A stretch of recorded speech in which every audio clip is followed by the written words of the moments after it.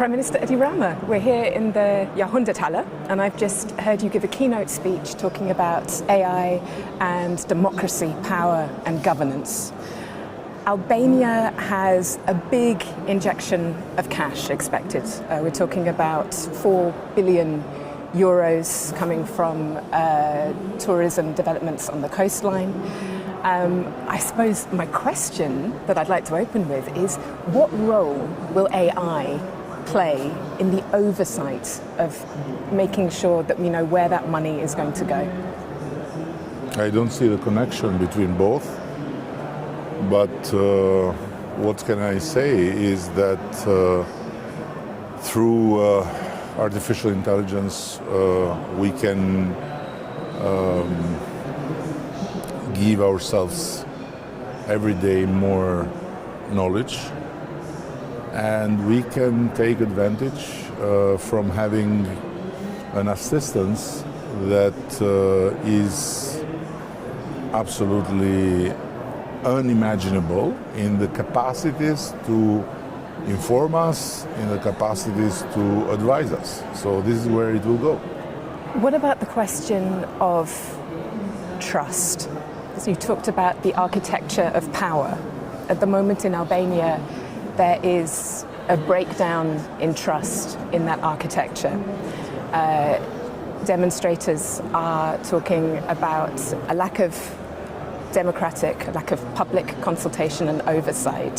How are you going to reassure them that that is in place? In Albania, there is not a breakdown of trust. In Albania, there is a beautiful example of freedom, of democracy in action, of a boulevard that belongs to people from all ways of life that have their own point, that they want their voices to be heard. So this is credit to Albania, and this is not a problem for Albania. I would love to talk to you about beauty, because as an artist, you understand the importance of beauty, and you understand how the public transformation of space can change the way that a nation feels about itself. If the future of Albania looks like a Trump-Kushner luxury resort, what does that say about the Albania that you are creating? First of all, I can be lectured about many things, about economy, about legal affairs, about agriculture, about healthcare, but there is one thing that nobody can lecture me, which is beauty. And not because I'm an artist, but because I served as Minister of Culture, I served as mayor, and I am serving as Prime Minister exactly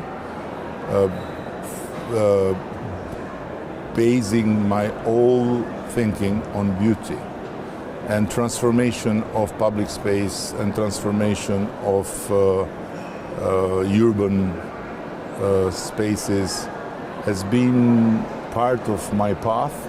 And if Albania today is welcoming 12 million tourists, is thanks to that effort. So beauty is something that I believe in, it's something I fight for. Now, you bring names here because you are prejudicial. I'm not able to answer. Let me finish. I'm not able to answer because you bring names. How a project by Trump and Kushner may look like. What is this question? How one can answer? I'm not bringing nor the one, either the other as a project. The project is being developed. And when the project will be ready, then we'll discuss about the project. We'll not discuss about people, about characters, and about ideological fight with people.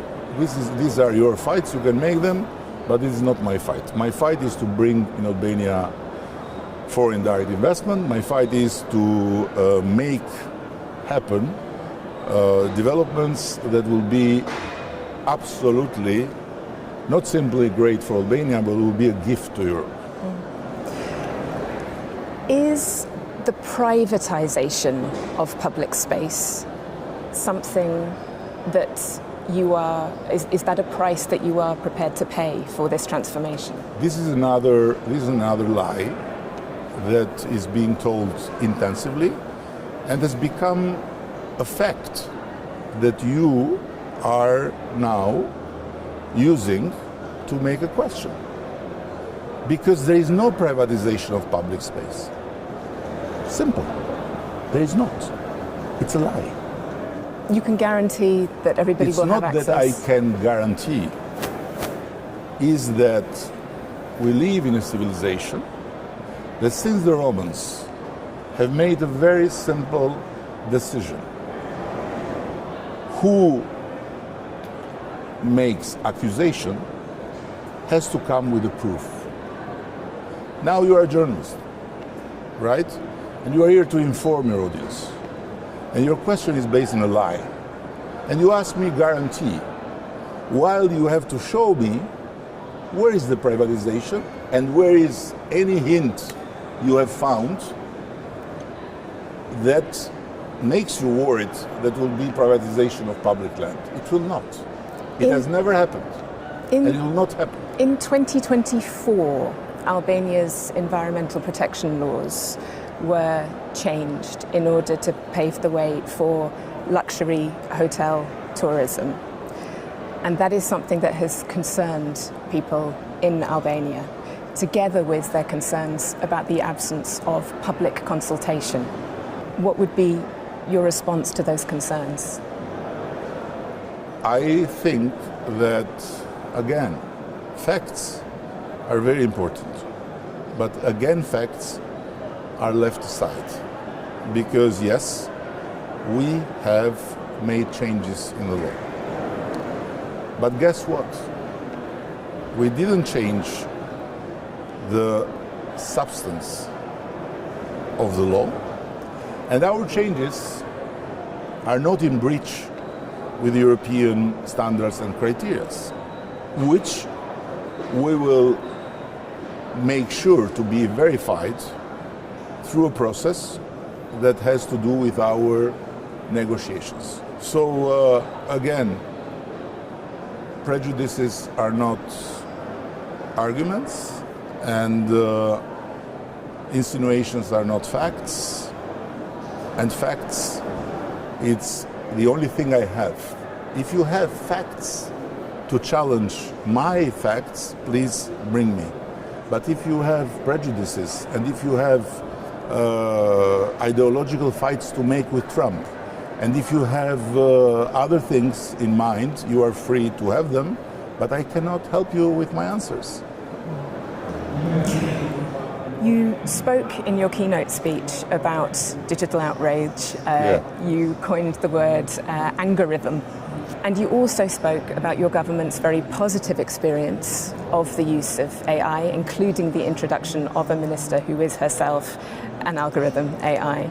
If we are in a situation where we have good algorithmic use, and what you have termed as bad algorithmic use, or even dangerous algorithmic use, where does that lead us? Does that lead us to a situation of government control of algorithms?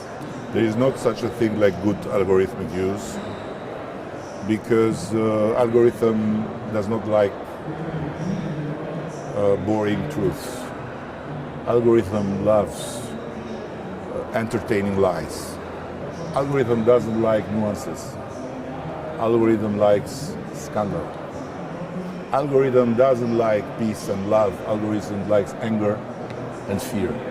Because it's the human nature that is more attracted to all this. And it's not for me to say how this can be solved in a democratic society like Europe, but I think that Europe and the democratic world is making a mistake that can be one day